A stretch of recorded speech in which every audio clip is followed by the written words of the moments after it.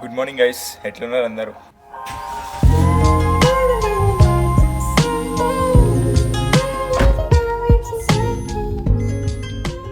So guys, ఇవాళైతే మనం ఒక చిన్న ర్యాండమ్ బ్లాగ్ అయితే తీయబోతున్నాము.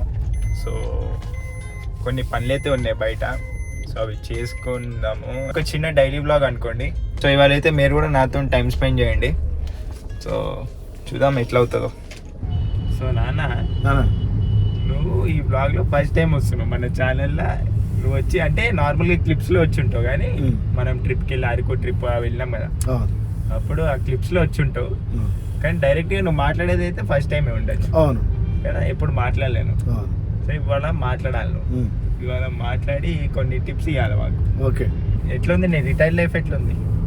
మంచిగా, చాలా హ్యాపీగా ఉంది, చక్కగా ఉంది. టైం టు అంతకుముందు కొద్దిగా టైం బాగా హెవీ, దీంట్లో టెన్షన్గా ఆఫీస్ టైం అవుతుంది, తొందరగా లేచి వెళ్ళాలి అది ఎవరికైనా ఉంటుంది, అట్లాగే నాకు కూడా ఉంది. సో ఇప్పుడు అటువంటిది ఏం లేదు, చాలా కంఫర్టబుల్గా ఫ్రీగా ఎప్పుడైనా లేవచ్చు, ఎప్పుడైనా రెడీ అవ్వచ్చు, ఎప్పుడైనా బయటకు వెళ్ళచ్చు. అదివరకు బయటకు వెళ్ళేది కూడా చాలా తక్కువ ఉండింది. ఇప్పుడైతే ఎప్పుడంటే ఎప్పుడు చక్కగా సరదాగా ఫ్యామిలీతో పాటు నీతోటి అమ్మతోటి చక్కగా ఏదైనా బయటకు వెళ్దామంటే వెళ్ళిస్తే టైం దొరికింది. ఫస్ట్ ఆఫ్ ఆల్ మెంటల్గా, ఫిజికల్గా సో హ్యాపీ, నో టెన్షన్స్. అట్లా అప్పుడంటే ఇంకా ఆఫీసే సరిపోయేది రోజంతా. తెలియని వాళ్ళకి డాడీ ఒక గవర్నమెంట్ సీనియర్ అకౌంట్స్ ఆఫీసర్ అనమాట, from Telangana state government office నుంచి రిటైర్డ్ అయ్యారు. అండ్ అదే కాకుండా మన దిల్షుఖ్నగర్ సాయిబాబా టెంపుల్ ఉంది కదా, సో దిల్షుఖ్నగర్ సాయిబాబా టెంపుల్లో one of the board member కూడా. షిరిడీలో అట్లయితే హారతులు పాడుతూ ఉంటారు, అట్లాగే మన దిల్షుఖ్నగర్ సాయిబాబా టెంపుల్లో నేను ఎక్కువగా హారతులు పాడే అవకాశం నాకు దొరికింది. బాబా ఆశీర్వాదం. ఢోల్కి వాయించడం నాకు చాలా ఇష్టం. నాకు చిన్నప్పటి నుంచి కూడా తలుపుల మీద వాయించడం, పళ్ళాల మీద వాయించడం, తర్వాత నాకు చాలా చిన్నప్పటి నుంచి అదేంటో నాకు అలవాటు అయిపోయింది. బెంచ్ల మీద కరెక్ట్, స్కూల్లో బెంచ్ మీద డింగిట కానీ కొట్టేవాళ్ళు. నాకు చాలా ఇంట్రెస్ట్. ఇక్కడ ఈ సాయిబాబా టెంపుల్లో 1986 నుంచి ఐ థింక్ సో నా సర్వీస్. 1986 చిన్నప్పటి నుంచి నీకు ప్యాషన్ అనేది డోల్కి ప్యాషన్. అప్పుడు కంజీరా వాయించేవాడిని భజన్స్ లో నేర్చుకున్నట్టు. కార్ డ్రైవింగ్ ఎట్లా నేర్చుకున్నావు కూడా అంతే. నేర్చుకోలేదు. నువ్వు ఎట్లా నేర్చుకోలేదు? వచ్చేసింది. అట్లా నేర్చుకుని చేయడం జరిగింది అనమాట. ఆల్మోస్ట్ నీ ఎక్స్పీరియన్స్ ఎంత ఉంది? ప్రొఫెషనల్ ఎక్స్పీరియన్స్ ఆల్మోస్ట్ 35 years ఉందా? 35 years. సో ఈ 35 years జర్నీ నువ్వు చేసావు కాబట్టి నీకు మంచి ఎక్స్పీరియన్స్ ఉండి ఉంటుంది. లైక్ అన్ని సినారియోస్ చూసి ఉంటావు నువ్వు, వర్క్ లో కానీ మన పర్సనల్ లైఫ్ లో కానీ. నా ఏజ్ ఉన్న వాళ్ళకి నువ్వు ఒక్క విషయం చెప్పాలంటే ఏం విషయం చెప్తావు? మంచిగా కష్టపడటం, సిన్సియర్గా ఉండటం, రోజు చక్కగా నవ్వుతూ ఉండటం. సో అందరితో మంచిగా పాజిటివ్గా ఉండాలి. పాజిటివ్ ఉండాలి. ఎస్, అది కరెక్ట్. పాజిటివ్ ఉండాలి. నో క్వశ్చన్ ఆఫ్ నెగిటివ్ ప్రసక్తి. నెగిటివ్ అనేది మన మైండ్లో తీసేయాలి. ఏదైనా కానీ పాజిటివ్. రైట్ అయితే రైట్, రాంగ్ అయితే రాంగ్. ఏదైనా మనం పాజిటివ్గా ఉన్నామంటే చక్కగా ఆటోమేటిక్గా వాళ్ళు కూడా, మన ఎట్టి వాళ్ళు కూడా పాజిటివ్గా ఉంటారు. అట్లాగే మనం ఉండాలి కూడా. పాజిటివ్ అనేది మోస్ట్ ఇంపార్టెంట్ లైఫ్లో. సో మనమైతే ఎక్కడికి రావాలో అక్కడికి వచ్చాము. ఈ పని కంప్లీట్ చేసుకొని మళ్ళీ కంటిన్యూ చేద్దాం. మేమైతే ఇక్కడ ఆర్టీఓకి వచ్చాము అనమాట. చిన్న పని ఉంది. పాప మా డాడీ చేయి ఇట్లా పట్టుకొని చైన్ వస్తుందేమో డాడీకి. ఒక కార్లో ఒక మౌంట్ పెట్టియాలి. మౌంట్ పెట్టిస్తే మనకి ఫ్రీగా ఉంటుంది. ఇట్లా పెట్టేసుకోవచ్చు డైరెక్ట్గా. అంటే మనం ఎక్కువ బ్లాగ్ చేయం కదా కార్లో, అందుకే అసలు థాట్ రాలేదు. బట్ ఇప్పుడు వచ్చింది, కార్లో కూడా బ్లాగ్ చేయొచ్చు. ఈ పని కంప్లీట్ చేసుకున్న తర్వాత మళ్ళీ మన వీడియోని కంటిన్యూ చేద్దాం.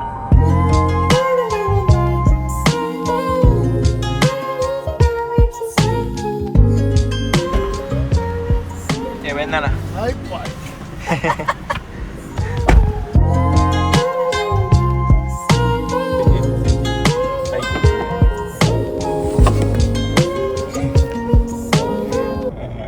అట్లా పట్టుకో. బాగా సూపర్ నాన్న, మస్తు గ్లామర్ ఉన్నావు చూడు.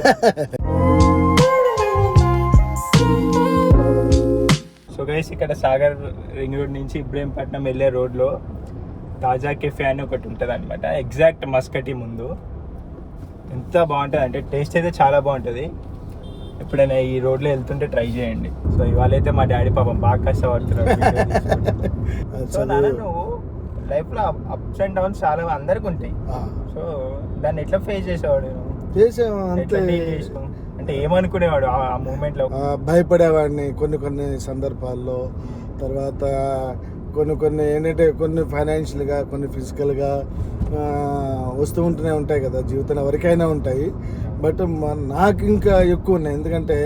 ఎందుకు చెప్తున్నా అంటే ఇది చిన్నప్పటి నుంచి ఫాదర్ లేకపోవటం, ఒక వేరే వాళ్ళ మీద డిపెండ్ అయి ఉండటం, అన్నిటికీ అడ్జస్ట్మెంట్ అయిపోవటం మెయిన్ ఫస్ట్ ఆఫ్ ఆల్. ఇప్పుడైతే అడ్జస్ట్మెంట్ ఏం అవసరం లేదు. చక్కగా అమౌంట్ అవుతాయి. నాకు చిన్నప్పటి నుంచి అన్ని ఇచ్చేవాళ్ళు మీరు. నాకేం తక్కువ కాకుండా. నీకు మాత్రం ఏం అసలు నువ్వు 5 రూపాయలు పెట్టి చిన్న కారు కొనుక్కునేవాడు, చక్కగా కొనిపెట్టేవాడిని. నీకు చాలా ఇష్టం.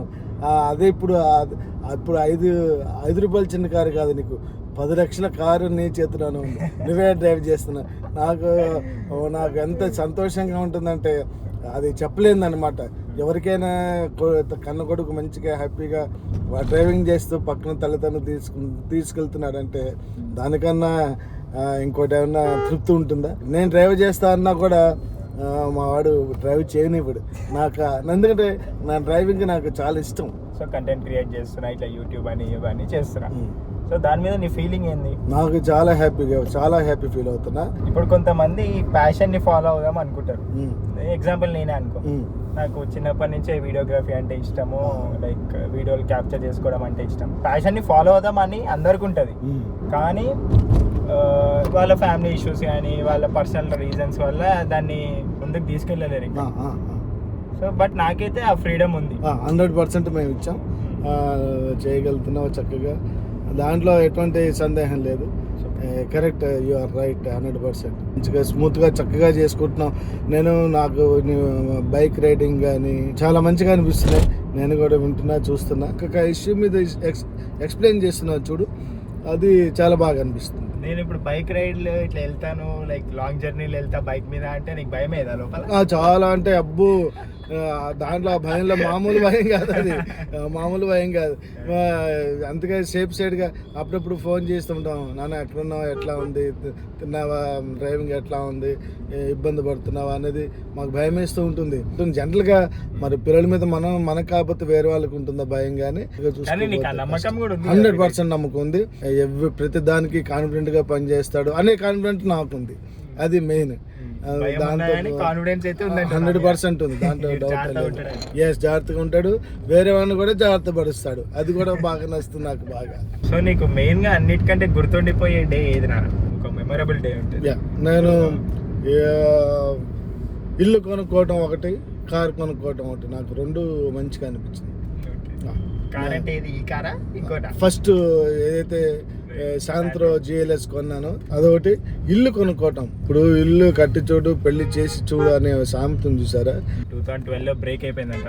2012 అది బ్రేక్ చేసేసి కొట్టేసాను. దానికన్నా ముందు ఏంటంటే నీకు కారు ఇష్టం కాబట్టి ఫస్ట్ నేను కారు కొన్నా, తర్వాత ఇల్లు కొనుక్కున్నా. ఎవరైనా ఇల్లు కొనుక్కున్న తర్వాత కారు కొనుక్కుంటారు, బట్ నేను కారు కొన్న తర్వాత ఇల్లు కొనుక్కున్నా. అది రివర్స్ అయింది అనమాట.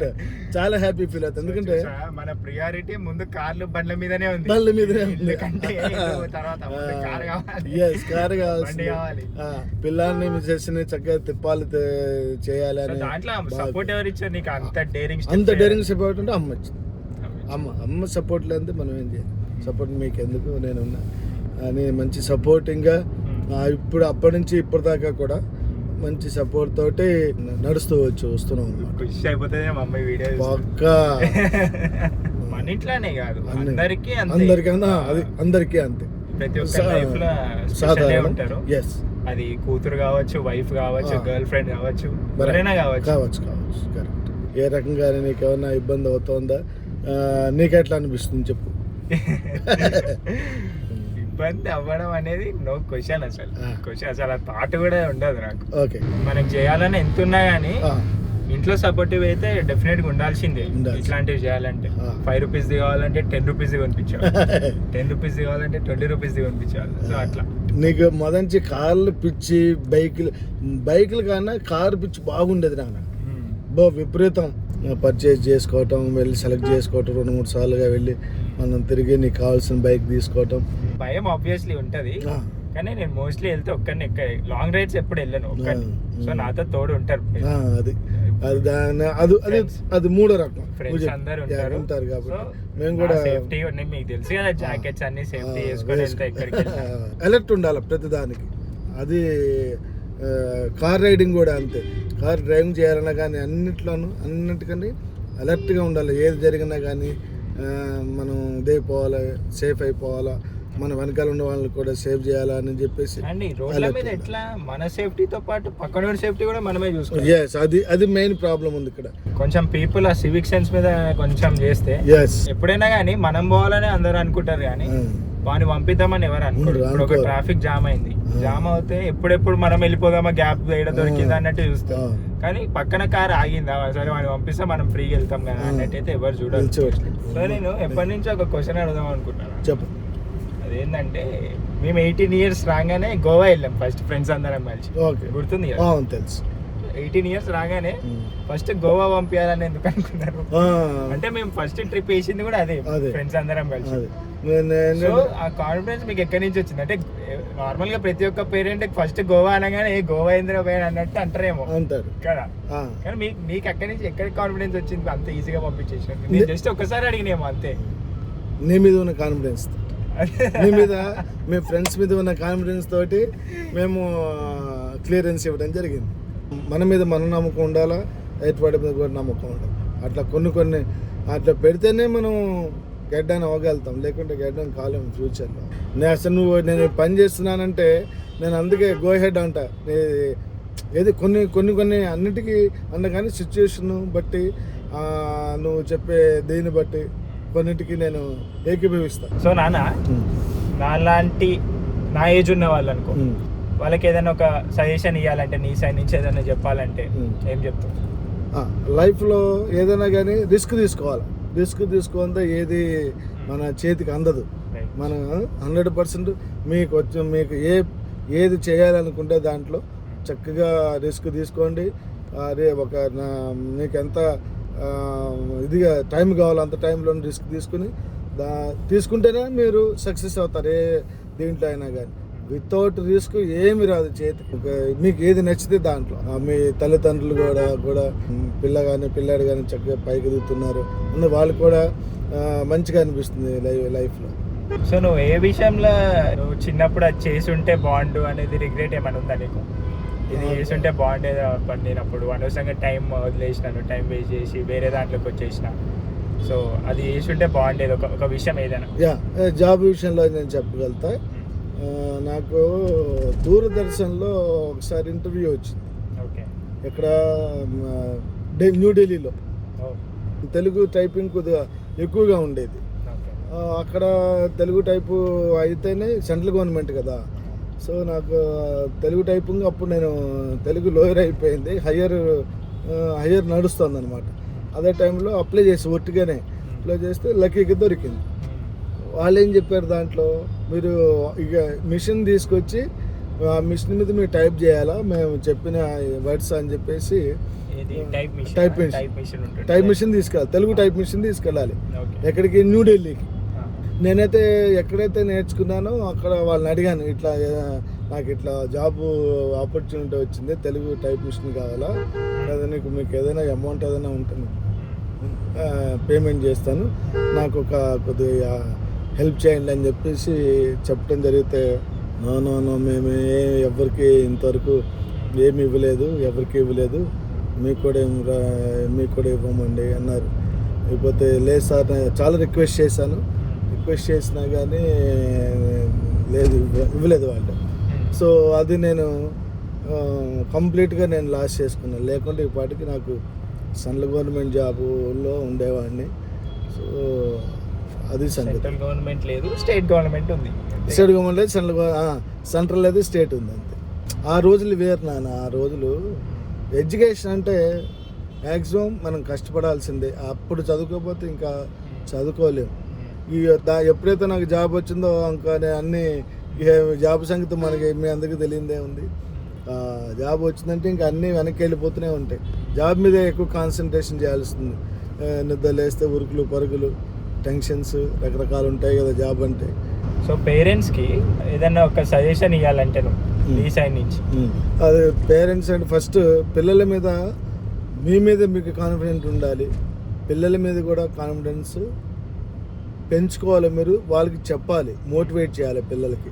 నీకెందుకు మేము ఉన్నాం, యూ గో హెడ్ అంటూ వాళ్ళని ఎంకరేజ్ చేయాలి ఫస్ట్.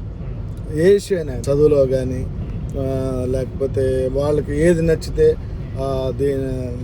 దీంట్లో వాళ్ళు ఎంకరేజ్ చేస్తుంటే వాళ్ళంతటి వాళ్ళకి మైండ్ సెట్, అరే మా డాడీ మమ్మీ నాకు మంచిగా ఎంకరేజ్ ఇచ్చారు, నేను దాంట్లో పికప్ అవ్వాలి, పికప్ అవుతానని సెల్ఫ్ కాన్ఫిడెన్స్ అనేది మోస్ట్ ఇంపార్టెంట్.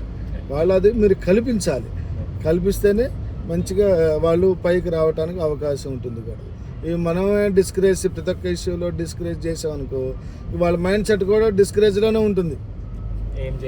ఏం చేయలేము, అరే వేస్ట్ ఏం పని చేయట్లేదు బ్యాక్.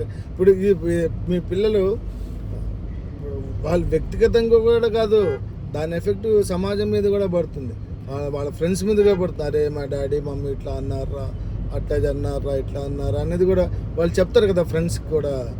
అది సహజం, ఎవరు ఫ్రెండ్స్ మనం కూడా చిన్నప్పుడు అట్లా చేసిన వాళ్ళమే. సో మన పిల్లలు కూడా అట్లాగే చేస్తారు. సో కాబట్టి వాళ్ళకి ఫస్ట్ మనం మన మీద మనకు సెల్ఫ్ కాన్ఫిడెన్స్తో ఉండి వాళ్ళని కూడా సెల్ఫ్ కాన్ఫిడెన్స్తో పైకి తీసుకొస్తే వాళ్ళు ప్రతి ఒక్కళ్ళు కూడా అమ్మాయిలు కానీ అబ్బాయిలు కానీ మంచి వృద్ధిలోకి వస్తారు, సమాజం బాగుపడుతుంది, వాళ్ళు బాగుపడతారు. So we have to motivate. Friendship main important మన లైఫ్లో, ఇంపార్టెంట్ 100% ఉండాల్సిందే. మంచి వాళ్ళని మనం సెలెక్ట్ చేసుకోవాలి. ఆ సెలెక్ట్ చేసుకోవటంలోనే ఉంది మన టాలెంట్. అంటే మెయిన్ నమ్మకం ఉండాలి. అదే నమ్మకం వాళ్ళ మీద ఉండాలి, వాళ్ళకి మన మీద ఉండాలి. అది ఇంపార్టెంట్ అంతే.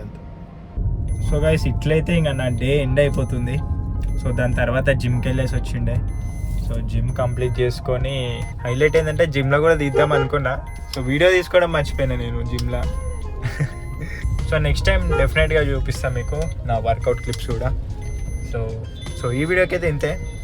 I hope you guys liked it. మా డాడీ ఫస్ట్ టైం అట్లా వీడియోలో మాట్లాడటం అనమాట. So yeah, that's it for today video guys. See you, bye bye.